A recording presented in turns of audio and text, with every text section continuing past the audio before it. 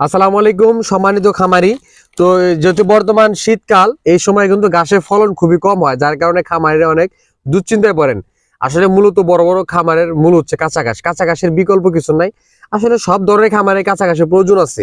তো এই জন্য এই শীতকালে যেন ফলন স্বাভাবিক থাকে, অর্থাৎ বেশি হয়, যার কারণে আমি কিছু মেডিসিন ইউজ করি। তো আমি আপনাদের দেখানোর চেষ্টা করলাম, আপনারাও দিবেন, আশা করি ফলন ভালো হবে। এটা 100% গ্যারান্টি সহকারে। এখানে আমি জিঙ্ক সালফেট দিছি কিছু পরিমাণ, আর হচ্ছে বোরন, পাশাপাশি বোরিক অ্যাসিড কিছু পরিমাণে দিছি। আপনারা যে কোনো কোম্পানি নিতে পারেন। আর সেই সাথে জিপ সার ইউজ করছি কিছু পরিমাণ।